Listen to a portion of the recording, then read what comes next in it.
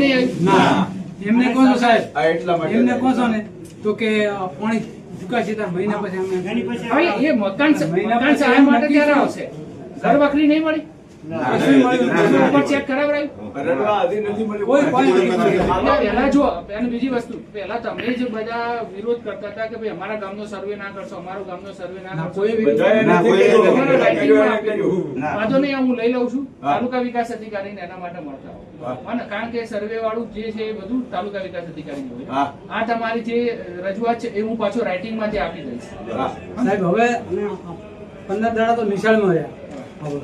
બરોબર, હવે નિશાળ થઈ એવી ચાલુ. વિકટ પરિસ્થિતિ અમારે સાહેબ બહાર જવાનું બેઠા કેમ? હવે. હવે રસ્તા ઉપર રોડો ઉપર તંબુ ત્રણ પડ્યા છે.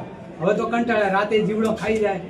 શું કરવાનું? ગ્રાઉન્ડ તો મચ્છર બી બહુ થઈ ગયેલી છે કે ડિઝાસ્ટર એને જ કહેવાય, બરાબર ને? સાહેબ. શક્ય એ સમયે જેટલું થઈ શકતું હતું એટલું તંત્ર દ્વારા કર્યું. હવે તો આપણે ઊભું તો થવું પડશે. ધારો કે કેશ ડોલ હતો, કેશ ડોલ તો મળી ગઈ ને? કશું મળ્યું નથી. એવું ના હોય યાર. કે- ના નથી મળી, સાહેબ. નથી ગામમાં મળે.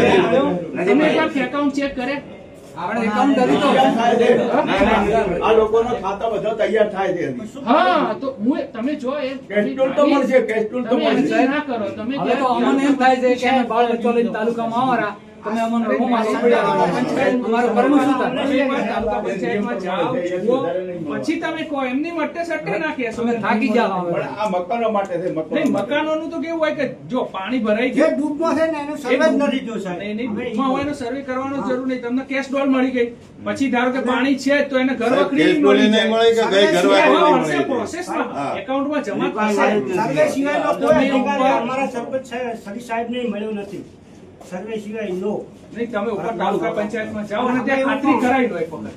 પણ તમારું નામ છે કે નહીં એ કરો ખાતરી કરાવી તો લો. અમારું સર્વે કરતા નથી, પાણીમાં આવતા નથી. અરે પણ પાણીમાં આવવાની જરૂરત જ નહીં. તમને ખબર પડી ગઈ કે ભાઈ કેશ ડોલ જાહેર કરી દીધી, તમને કેશ ડોલે મળી જવાની છે, મળવાની છે, પણ ડીબીટી થી થાય તમારા એકાઉન્ટમાં જમા થશે. બીજી વાત રહી ઘર વખરીની, તો પાણી આવ્યું એટલે ઘર વખરીમાં નામ આવી જ ગયું હશે. તમે ઉપર એકવાર ચેક કરી લો. અને ત્રીજી રહી મકાન સહાય. મકાન સહાય તો ક્યારે મળે કે ખાલી પાણી ભરાઈ જવાથી ના મળે.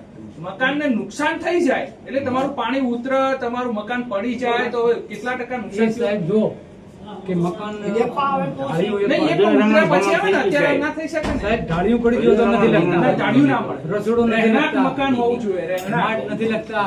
સાહેબ રહેણાંક મકાનમાં રહેવા લાયક મકાન પડી ગયું હોય બચ્યું જ નથી. તો એમાં જે ટકા નુકસાન થયું હોય 10%, 20%, 30%, ત્યારે ખાલી પાણી ભરાઈ જવાથી એ નુકસાન નહીં. એના માટે ઘર વખરી છે. સર્વે વાળા સાહેબ તો આપણે આવવું જોઈએ ને. પણ એમ ના મળે.